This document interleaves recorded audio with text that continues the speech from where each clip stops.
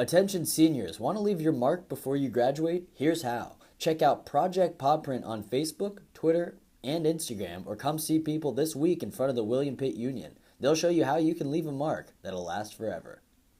Now, enjoy the show.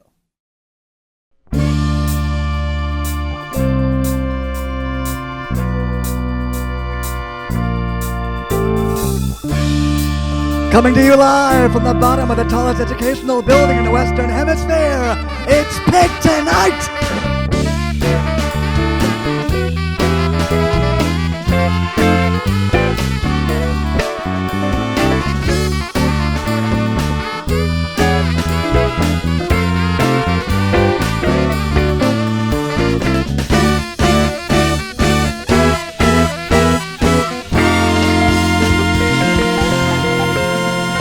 Now please welcome your host, it's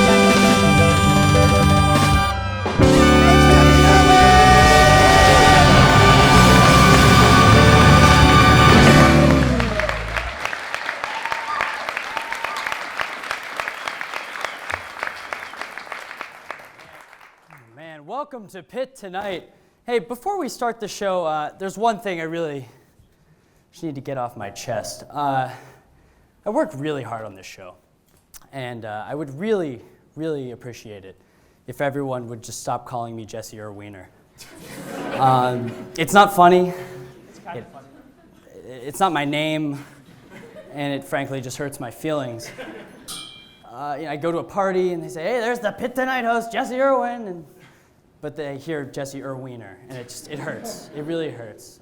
Some fans even sent us a new logo for the show. I really don't like that at all. Or that one. Yeah, well, now with that out of the way, we got to share some good news, which is we've recently acquired a teleprompter. Woo!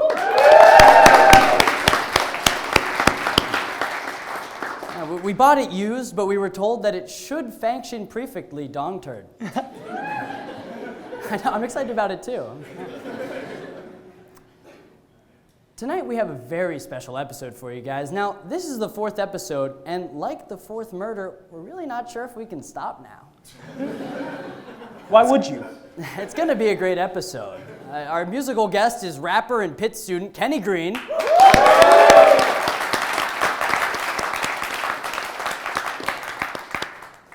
I'll be interviewing the writer of the 1985 film St. Elmo's Fire and CEO of Steeltown Entertainment Project, Pitt Professor Kurlander. Love that guy. Great guy. We also have the world's foremost forensic pathologist, Dr. Cyril Wecht here.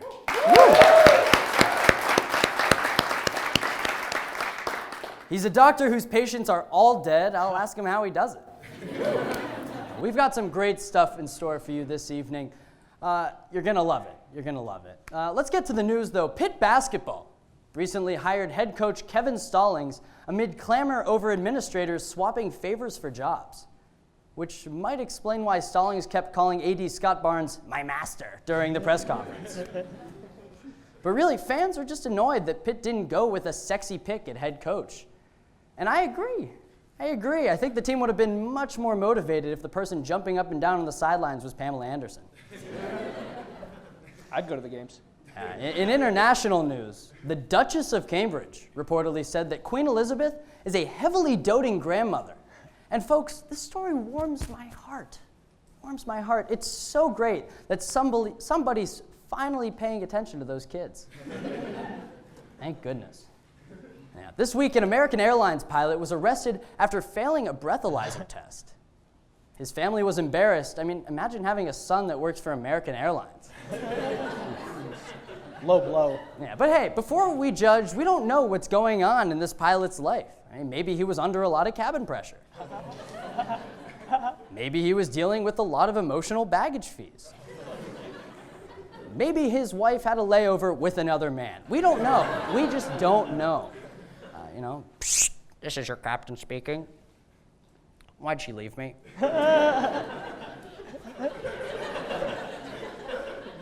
A new report says that 18 to 34-year-olds use Facebook for about 1,000 minutes a month. Wow. 1,000 minutes a month, that's enough time to respond to my messages, Karen. Gotta get over her, man. It's been months. Speaking of people that don't respond when I write to them, Playboy announced this month that they may be going up for sale with an expected asking price of $500 million. That's a ripoff. Penthouse goes for $29.99 plus tax. So I've heard. The family site for the National Rifle Association has been rewriting fairy tales to include guns. Finally. What a grand idea. I mean, when will a life lesson ever help you more than a gun? But because remember, folks, the only way to stop a big bad wolf with a gun is a big good wolf with a gun. Stories to be weaponized include Snow White and the Second Amendment, Hansel and Beretta, and my personal favorite, Goldilocks and the Three Bearskin Rugs. It's a classic, Raga. It's animal cruelty, man. Sarah Palin has signed a deal to become a daytime TV judge despite not having a legal degree. And I've just got to say, great for Sarah. Now, if there's one thing that can be said about Sarah Palin, it's that she has never shied away from a job she's dangerously unqualified for. You go, Sarah. She's a very ambitious woman. Speaking of ambition, Real Madrid star Cristiano Ronaldo is already saying that he'd like his 5-year-old son to be a professional soccer player. Now hold your shin guards, Ronnie. The size difference between a grown man and Chris Jr. is definitely going to be noticeable. But I have heard his son is pretty good. He's already a natural at soccer's most important aspects. You know, crying when things don't go his way. Exaggerating when he's slightly injured. And screaming. Just screaming. We've got a great show for you tonight. Give it up for the Bull Eyes of the Hour.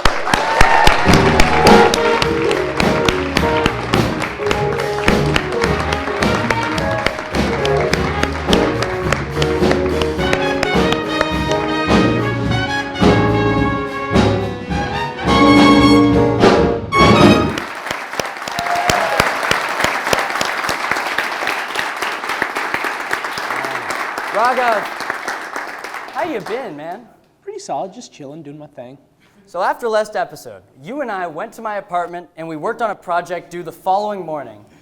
I got up, I got to class, I got ready to do the project, and who didn't show up? Shit. Was that due? Oh, yeah. Anyways, hey, sometimes the world around us is confusing. And for those moments, here's a segment we like to call, What Is That?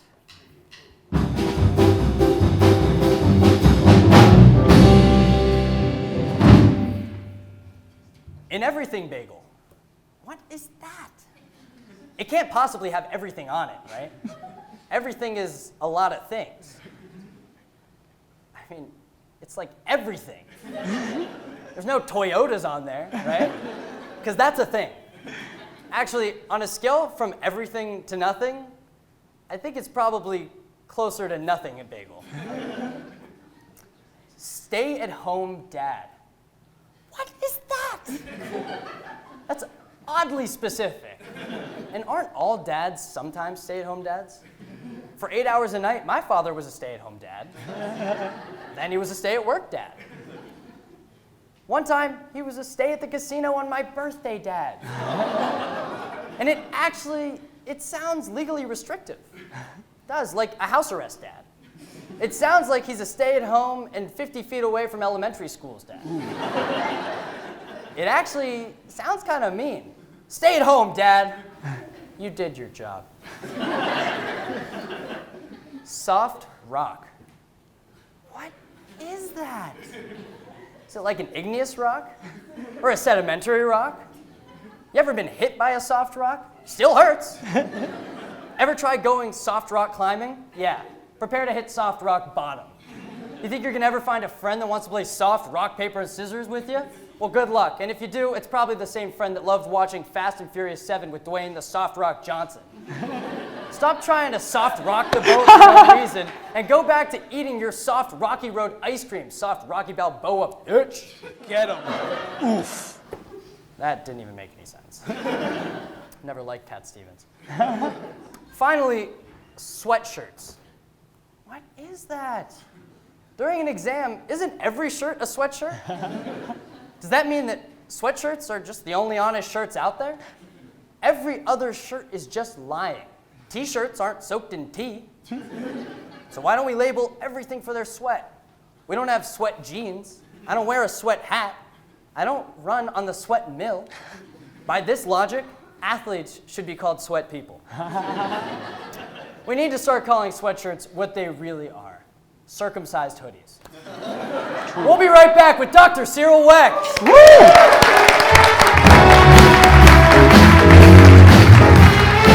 Is that a religious thing?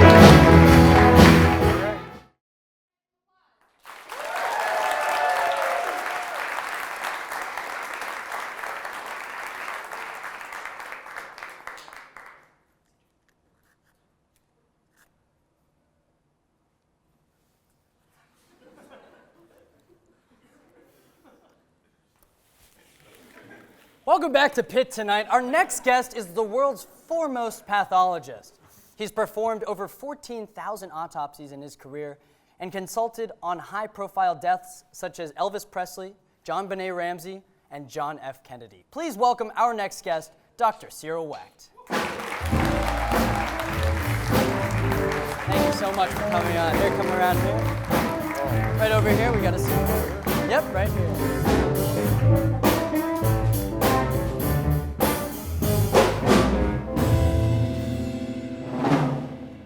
Dr. Wecht, how are you today? Fine. Glad to be here. Thanks for inviting me. Thank you for coming. It's Dr. Wecht, everyone. This is wonderful. You did so much in college, and I heard that you took your dates to the morgue? Well, I didn't start that. No, that was a custom, a tradition. Guys would show off by how macho they were, taking their dates into the morgue. In those days, the Allegheny County Coroner's Office, where I subsequently became coroner a long time later, right. It's one of the 3 buildings downtown, by the way, that was designed by the great American architect Richardson. The former county jail, which is not a county office building, the judges use, the county courthouse building, and the coroner's office. It's just on 4th Avenue. Yeah. And this was, remember, before TV and before a lot of the kind of investigative reporting. So the idea was if somebody was missing in your family and you were looking for him, you would go down to the morgue to see if that was the body. So they had bodies on, not on display to be displayed. Like a museum? Sloping, well, as you walked in, we called it the chapel. It was 3 stories high, beautiful stained glass windows. And on each side, sloping glass doors covering refrigerated areas, and the body would be wheeled out inside that refrigerated area, covered with a sheet, and so you would walk in and you would see the body. You would see the face of the body. Right. And you would say, yeah, there's Uncle Ned, now I know where he is. And so yeah. You know, you weren't supposed to do that, and the deputy coroner would be sleeping. You know, he's supposed to get permission, but the idea was to sneak in and do it. And as they say, you know, it's the kind of thing that, but the day I became coroner, we put an end to that. So what was the most romantic date you went on at the morgue? Well, actually, the most romantic date, perhaps, was, well, I did have dates when I was in my residency, and I used to cover hospital emergency rooms at night and so on. Yeah. So I had some dates and so on. And then when I met my wife in the Air Force, she went with me. I would do some autopsies for a civilian pathologist there in Montgomery, Alabama. And on weekends, my chief in the Air Force let me do that. And so I took my soon-to-be fiance and now wife of almost 55 years Wow. to see a couple of autopsies. Wow. I've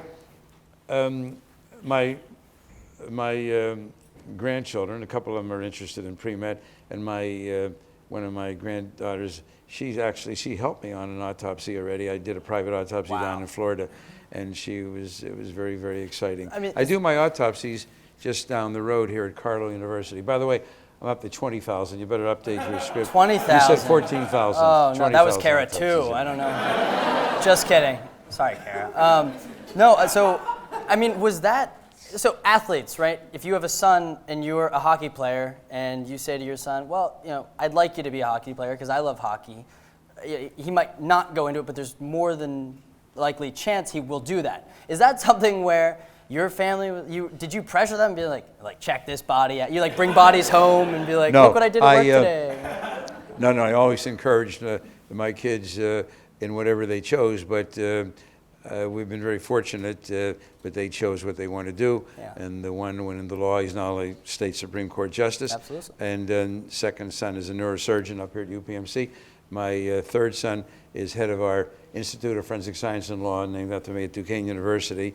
And then my daughter is an obstetrician gynecologist, and she's here too.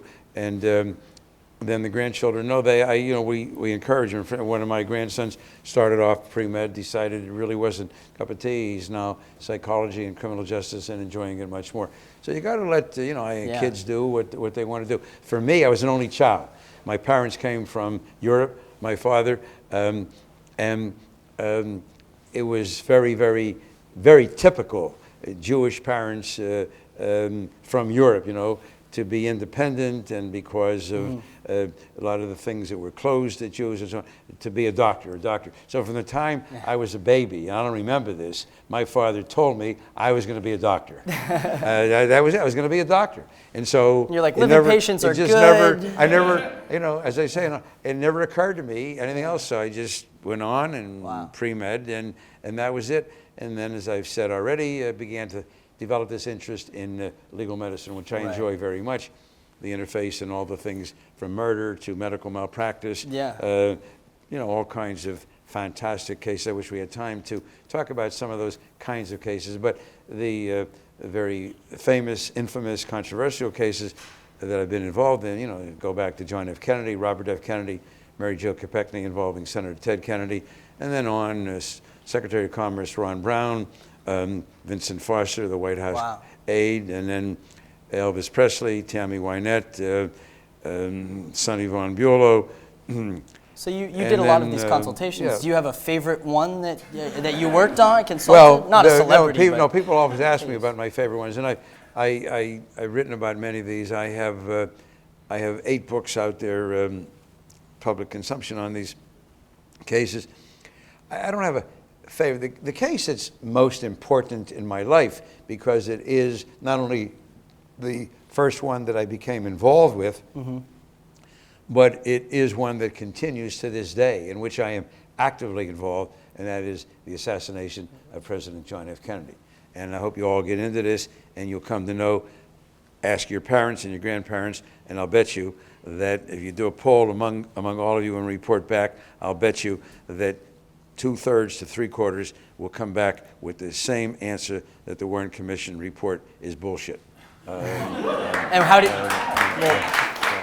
so that's the bottom line. In a brief summary, do you agree with the Warren Commission? Warren Commission report is scientifically absurd, forensic scientifically ridiculous. I wish I had time to just get up 2 people here and I'll show you, line them up, being the president and Governor John Connally, the so-called single bullet theory, 1 bullet producing 7 wounds in the 2 men and moving from right to left and up downward like that. Do you mind if, can we do that really you quickly? Want to do that? Yeah, sure. Let's do that. You bring up. So let's bring out. Pick up 2 people. Bring your chairs. 2 Tom people and Phil, come up come with here. chairs. Come up with chairs. These are 2 of our writers, Tom and good. Phil. Okay, come up. So this is Governor Connally and John Kennedy. Do it this way. It would be like this. All right. Yeah. This is. I love doing this. This is in the movie JFK. Here, I was a technical consultant to Oliver Stone, and remember he asked me to come down there to New Orleans and read the script and so on. and he said it had already been edited, but he wanted to make sure it was technically correct. And the one thing that I begged him to do was this, because I've been doing it every time I present, and this is in the movie, get it if you haven't seen it, JFK, where Kevin Costner playing District Attorney Jim Garrison, whom I consulted with on the Clay Shot case here, and so on. my hand so this is President Kennedy, and this is John Connally. Okay? So here. 30 inches, 2.5 feet between the two. So they're arriving. There's the crowd out there, gentlemen. Wave to the crowd. So Governor Connally has this big white Stetson hat. He's holding it just about this level. Big white Stetson hat. No, just about here. Just about here. Okay. And John. Okay. So here's and the single bullet theory. You understand, is the sine qua non of the Warren Commission report, without which you cannot have a sole assassin. Whatever else you think, whatever else, before you get into any of the stuff, who was Oswald, 2.5 years in Russia, before you get into any of that, if you don't have a single bullet theory, you've got two shooters, okay? And that's why the single bullet theory was born, because they had to explain, they had a real problem very quickly. The Zapruder film, which you can study at 1/18 second intervals. Right. So just think 18 times in a second you can study, as I did Life magazine. And then the shooting of the Manicure Carcano, piece of junk weapon, non-automatic, carbine, you have to load, unload, re-aim, and so on. Okay, so the Zapruder film showed that Connally was struck 1.5 seconds after Kennedy was hit the first time. Which is way more time. But the test firing by the best marksman in the country took 2.3 seconds from shot to shot. So there they are now in the spring of '64, assassination November 22nd, '63. There they are now. Oswald's dead. The world's been told that Oswald was a solo shooter and so on. Now they're confronted with the Zapruder film and the test firing of the Manicure Carcano. They got a hell of a problem. And they're sitting there, I wasn't there, and that's when they come up with the single bullet theory to explain. And how was Connally shown to react when? Okay, so the bullet comes in to Kennedy's back, about 5.5, 6 inches below here. Look up. Okay. So for openers, the bullet has an upward trajectory of 11.5 degrees. That's the shot having been fired from the the shot is fired from the 6th floor window. Of the bullet the is coming down, okay. coming down, and yet it goes up 11. My colleagues, there was a forensic pathology panel, a House Select Committee on Assassination set up in '77 by the United States Congress to reinvestigate Kennedy and Dr. Martin Luther King. So my colleagues, the way they answered that, they went along with the Warren Commission. They were very critical of the lousy autopsy, but they went along. And how does the bullet go up? They said, well, what if the president were bent over like this? See, then the bullet goes in, and it's really going up. But when you see the body on the autopsy table, you follow me? Okay, so guess what? When you look at this, Kennedy was not tying his shoe or scratching his groin, okay? He went, okay. So now the bullet comes out. It's moving from up, down, moving from right to left, and back forward. Comes out his neck. And by the way, on the night of the autopsy, these two pathologists who did the autopsy at Bethesda Naval Hospital never knew there was a bullet hole in the front of the president. I always say to an audience, take a look at the person sitting next to you. Do you think if that person had a hole in his or her neck, you'd see it? What do you think? Or do you think you have to go to 4 years of med school and 5 years of pathology to see a hole in somebody's neck? They missed it because they thought they were looking at a tracheostomy. That's an incision made into the trachea, the windpipe. When someone has a head injury and the brain's not controlling heart and lungs, you got to take over the brain's work. Put in oxygen, take out carbon dioxide. So the bullet, anyway, comes out of that hole. And now, so it's moving, like I said, this way, okay? Comes through. Now, you say, well, maybe it would have grazed Connally's shoulder. The bullet goes behind his right armpit. Medical terms, they call it the right posterior axillary. So the bullet coming down this way, stops in midair, goes over 18 inches, hits the governor behind the right armpit, goes through the chest, pierces the right lung, destroys 4 inches of the right fifth rib. The governor, on the Zapruder film, you see, the hat is right here, holding the hat. The bullet coming down below the level of the nipple, below the level of the nipple. And I always got to remember not to use a woman as a governor. Below the level of the nipple, comes out, it's moving downward, right?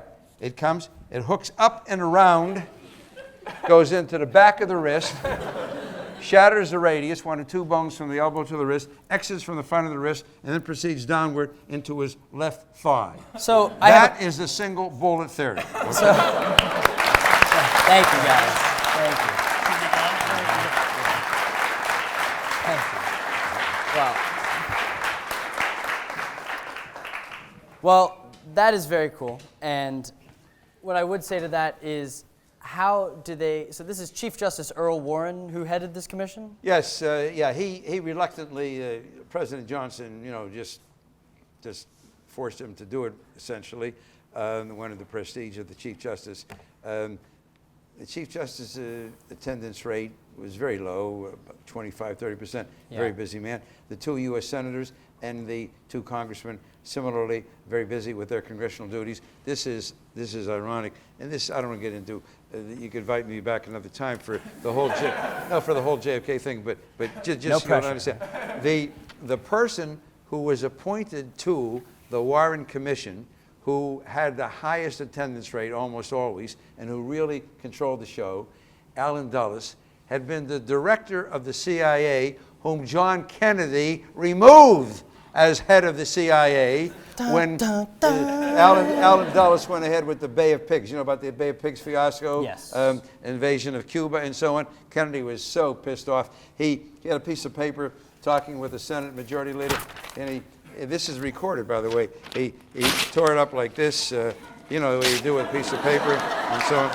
And I won't throw it. I don't want to mess up. Do you mind if I threw it up into the air like that and said, "This is what I intend to do to the CIA." Yeah. Thank you. Well, Okay. hey, All right. give it up one more time for Dr. Wecht. Okay. Thank you so much, Dr. Wecht. When we return, Dr. Wecht will do a quick autopsy on his first live patient. Let's hear it one more time, Dr. Wecht. Dr. Wecht.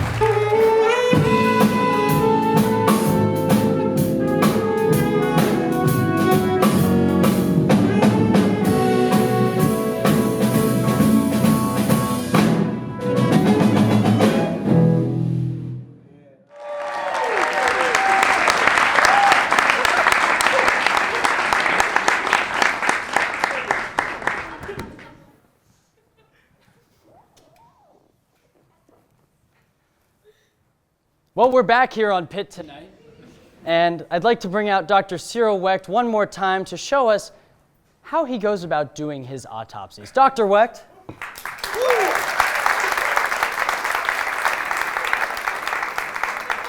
Okay, all right. Well, I figured you guys would select him. I knew that. well, we have an All right, here. assistant for you, by All the right, way. so Hold on here. 1 second. I have a wardrobe if you would like.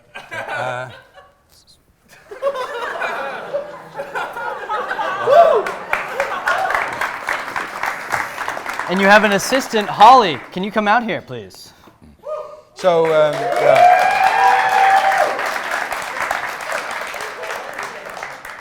the bodies are brought in. You can tell I and, work out. Yeah, and Yeah. identified, and then photographs are taken. Right. And then the clothing is removed. Have you had a live patient before? Couple times when the first incision starts, they wake up. Then. You know. What do you? Oh, okay. All right, fine.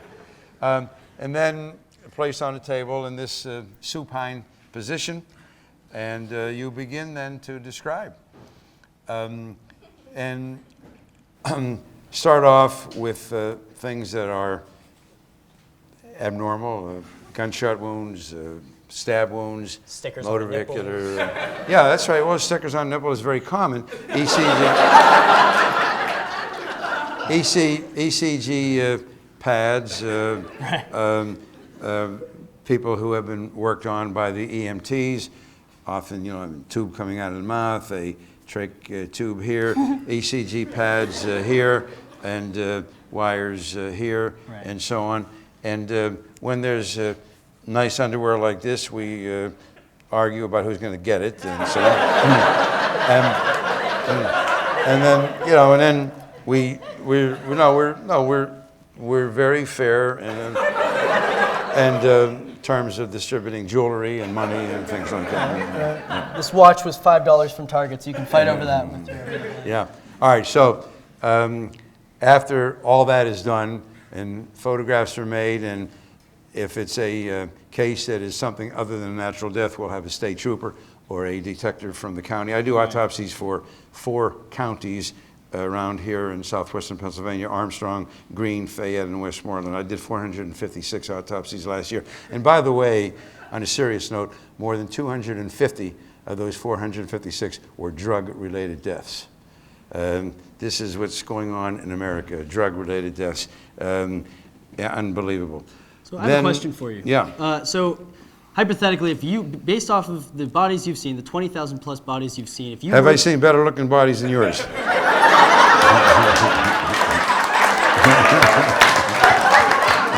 No, because I know the answer to that question is no. But my question is, if you were to hypothetically commit a murder, how would you go about doing it so that the coroner, whoever is examining it, would not be able to tell what the cause of death was? Listen, fun is fun, and my free time is my free time. But now you're in some heavy shit private consultations, baby.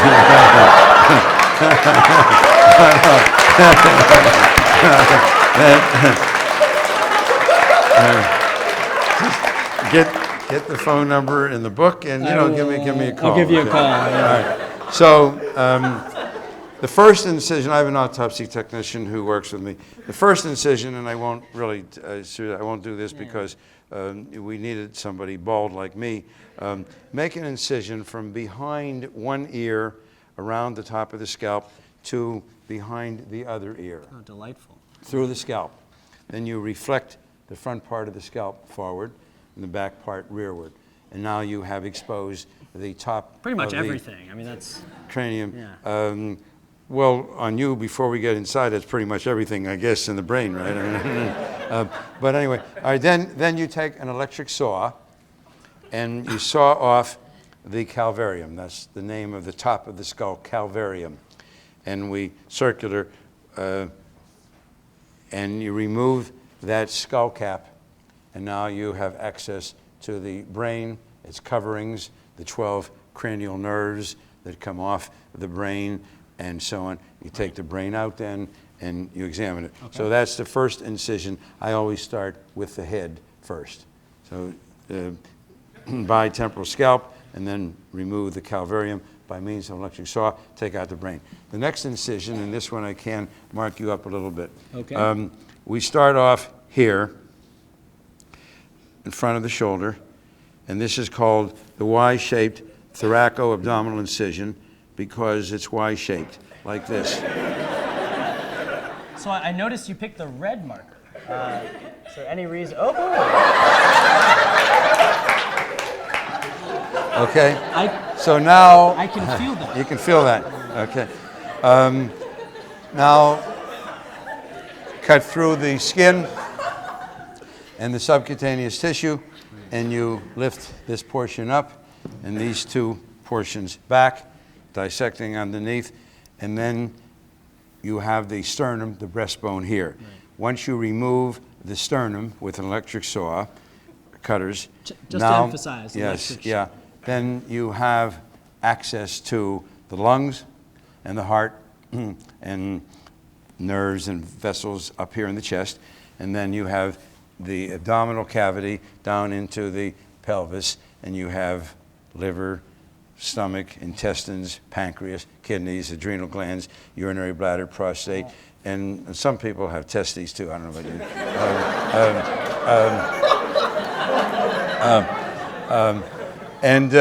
So we look at it, and then you take pictures if there's something abnormal and so on, and then we remove the organs one by one, and you weigh them, you measure them, you describe them, color, texture, consistency, and so on. And larger organs you section and examine them in different ways.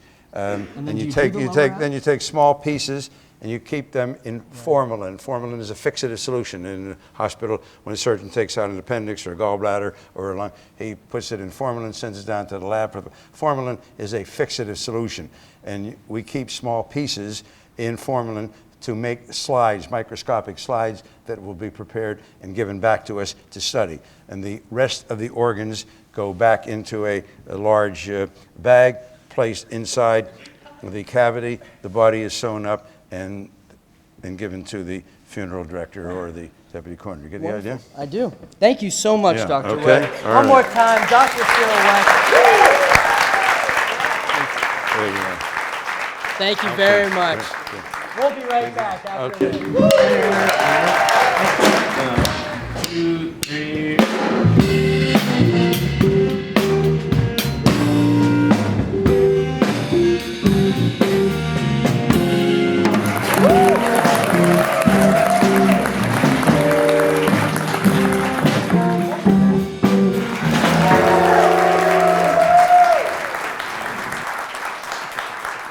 Welcome back to Pitt Tonight. Our next guest is a professor here at Pitt, the president and CEO of the Steeltown Entertainment Project, and the screenwriter for the 1980s movie St. Elmo's Fire. Please welcome Carl Kurlander.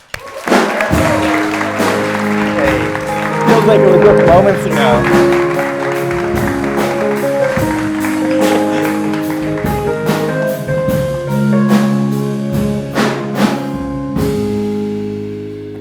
Did you know they were going to play that? That is as hip as I've ever heard St. Elmo's Fire theme song. You guys are really amazing. That was great, considering it wasn't really around when you were born, so I was really amazed.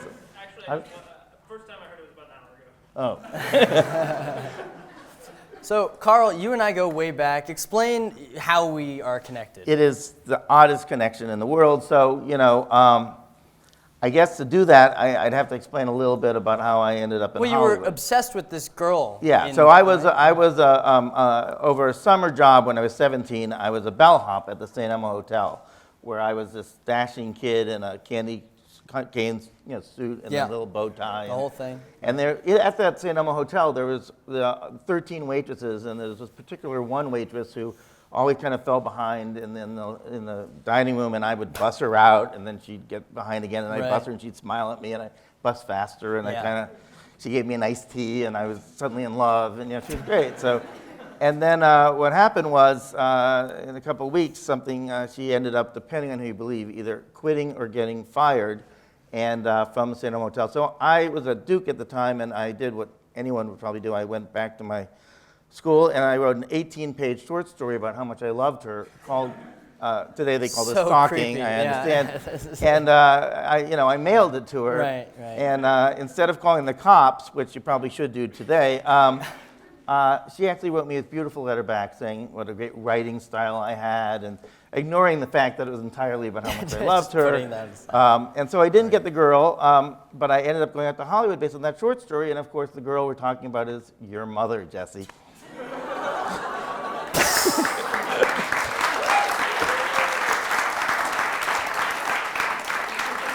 Is she still here? Oh, she's here. Oh my gosh.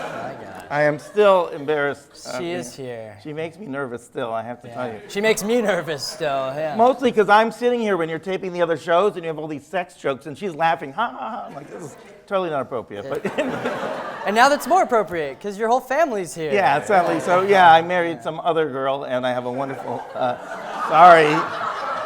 Yeah, your mother really Natalie, lost out. I love you. Yeah, thank you. Yeah. Who needs, yeah.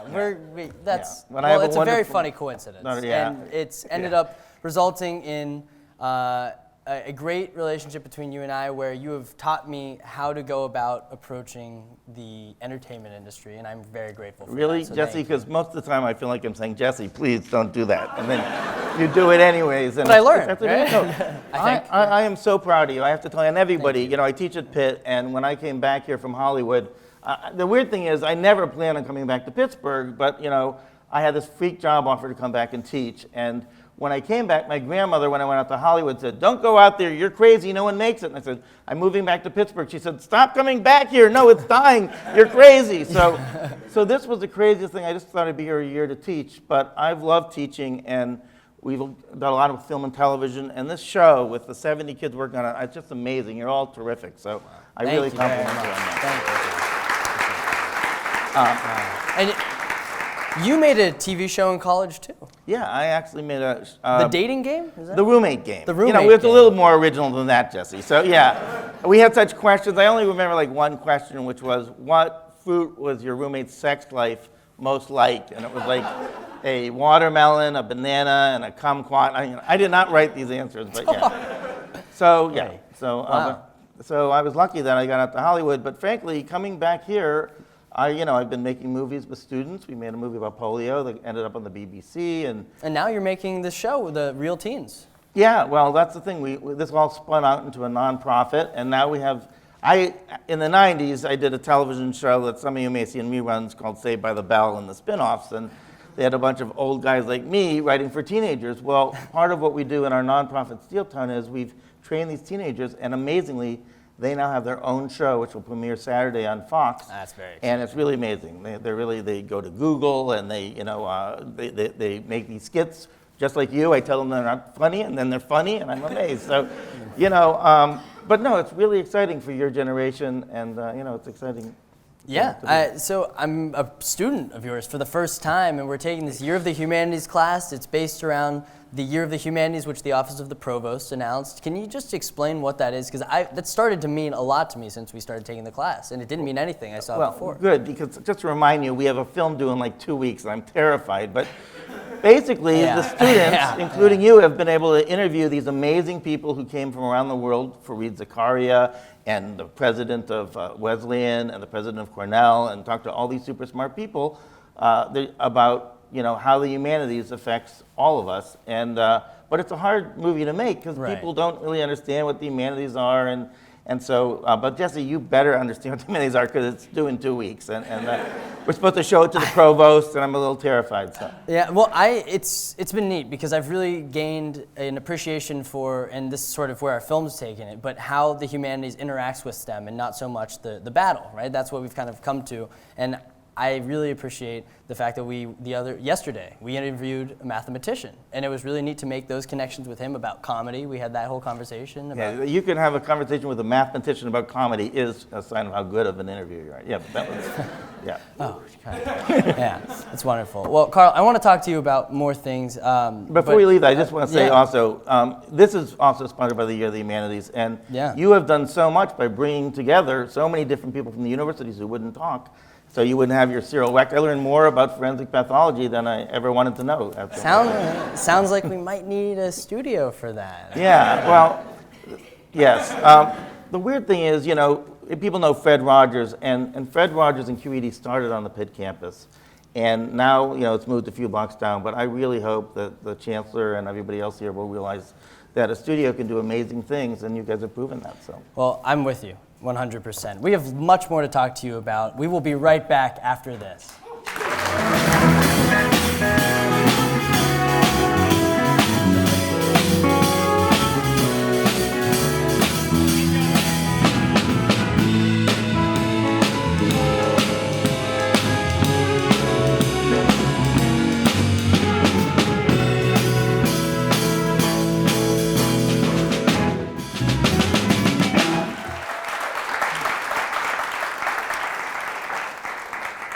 Carl, now that you're sort of stuck here and you have to talk to me, I want to throw Yes, I've noticed that. I want to throw some screenplay ideas at you.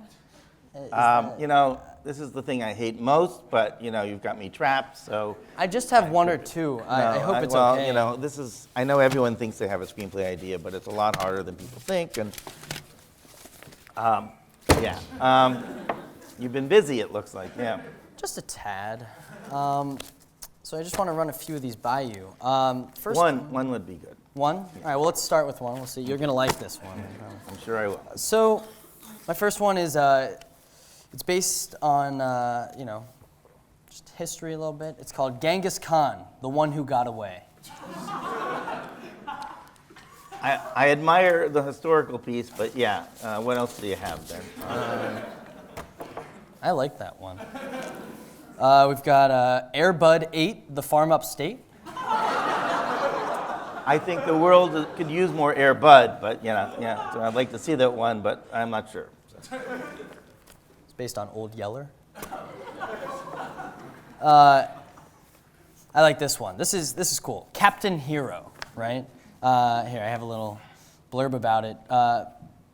It still needs an ending, but Captain Hero, his alter ego is Vin Diesel, battles with himself over what to call their his combined sexuality. So Diesel likes women, Captain Hero likes people who wear boots and cardigans, and it goes on and on. Wasn't this kind of the plot of Deadpool or something? I don't know. You know, Jesse, I'm going to tell you what I tell all my screenwriting students, or anyone who wants to do this, is that the best thing you can do is really, you know, write, as I've proven, you know, write from your own life, write from what you know. So, you know, I really think that's where you'd probably do better. Well, Well, I have one that's kind of based on me. Okay. So, all right, here's one. Okay, this one, it's about the main character is a smooth-talking, dark-haired, international ladies' man. And always a different woman with him in a different city. He never sleeps alone. Yeah, I don't know if you guys know this, but Jesse slept with Piglet till he was 15. So, true story, so yeah. All right, here's another one I got. Okay, here we go.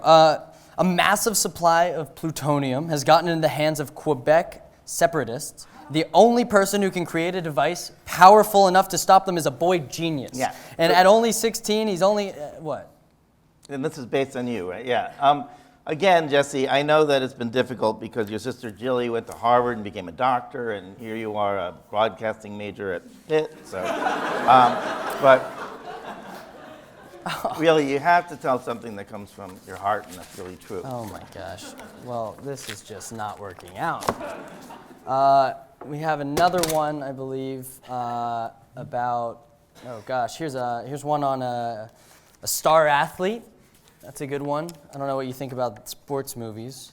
Yeah, well, again, and this is the most brilliant story I've heard, but you may not know this, but Jesse was, and this is true, on the female field hockey team. Is that not true? Can you stop? You wore kilts and you had pretty good legs, as people saw in the last segment. Good legs. Yeah. Thank you. All right. Well, I have one more here.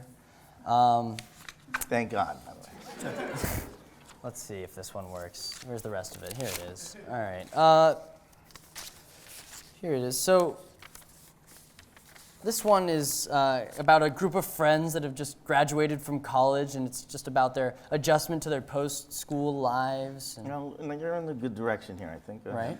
You know, it's really talks about the responsibilities of encroaching adulthood, and you know, maybe their secret loves for one another and that sort of thing.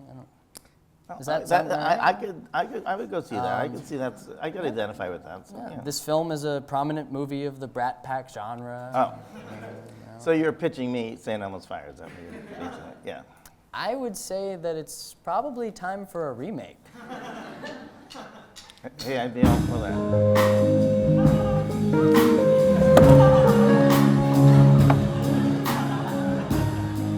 Carl Kurlander, everyone. Thank you so much. Thank you. Thank you, Carl. Thank you.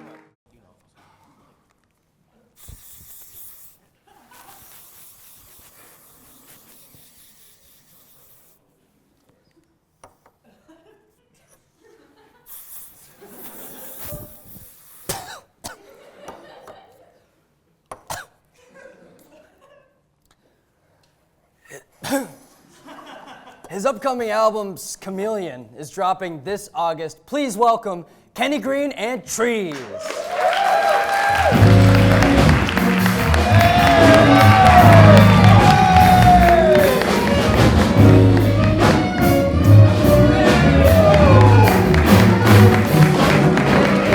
Let's go! Hands up! Hands up! Hands up! Hands up! Hands up! Hands up! Let's get it, baby! Hey, hey, hey!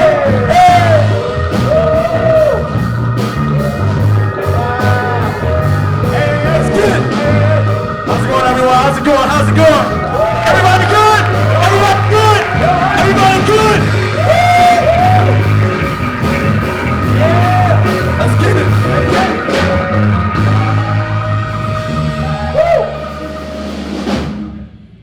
How's it going? Yeah, this is my brother right here, Langston Reese. AKA goes by the moniker of Trees. We're both from West Philadelphia. We went to high school together. What do you gotta say, bro? Hey, man. I'm happy to be here. Happy to see y'all. Let's get it. So unfortunately, the first song we didn't really quite work out. Not really. So we have something better for you. It goes by Better Example. It's a great song. And I'm gonna need all you guys to rock with me, don't worry. Ride with it. Don't worry. Rock with me.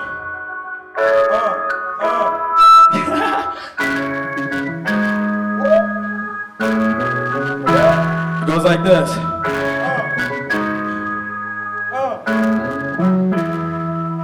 See, time after time I get this feeling in my mind. I get sick, no swine, cause I still like guns while my piggy bank shines. I'm trying to stay piranha without crossing over like magic in his prime. Looking back when all I had was reps and that futon. Be surprised, my best meals came from the coupons. Never put me down, but my ego is too strong. I'm in a game filled with morons and they keep putting more on. You see, I would've known better, but my mom played the fatherly role. Cause my fatherly role. Fuck the system. See, I won't play the victim. Cause I'm slaves, still had nothing and still made a difference. Yeah. Hey, way back to 95, way back to 95, way back to what things used to be. Hey, yo, hey, yo. How we ride, they laugh because they couldn't see. Lay back and just get high, lay back and just get high, lay back is what I couldn't be. Cause I never had the guidance as a child. Now I'm chillin' on the spot like, hey, call my taliboo. You ain't gotta worry, babe, we gon' make it through. Only trouble in my room, but I know you like it, so it's cool. Hey, I'ma do what I do. Growing up, they thought I'd be a lame child. Cause my brain wild, but shit ain't changed, I got the same smile. They make your girl wanna claim child. So when she see me, she want rings. Bitch, I'm only winning rings now. If she ever want it raw, she better meet a verse. Oh, I swear, I don't curse, I'm just back on the swerve. No jack, get back to the work. See what I learned about this world is you come last for your first. Look, just a mission, I'm grinding every minute. Why do it for? Why they do it for the? My election written annihilate competition and they really not fine with me finding this life of interest. Way back to 95, way back to 95, way back to what things used to be. They laugh at how we ride, they laugh at how we ride, they laugh because they couldn't see.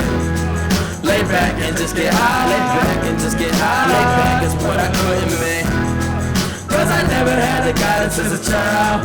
Now I'm chillin' on the spot like, hey, come on, taliboo. You ain't gotta worry, babe, we gon' make it through. Only trouble in my room, but I know you like it, so it's cool. I'ma do what I do. That last verse was insidious, I mean literally. I jump on any track, it's gonna be hideous like lyrically. Trust me, these toes do not get to me. Never did I think that I'd be hitting from her tees like Little Lee. Backtrack, take 10 fast steps forward, keep moving. Ain't fucking with my movement. Plenty niggas say wait, just to put my dreams to sleep, but keep losing, learn from defeat. But I can't get used to losing. From the tempo to the tempo, I swear, I'ma give you all my best, nothing less.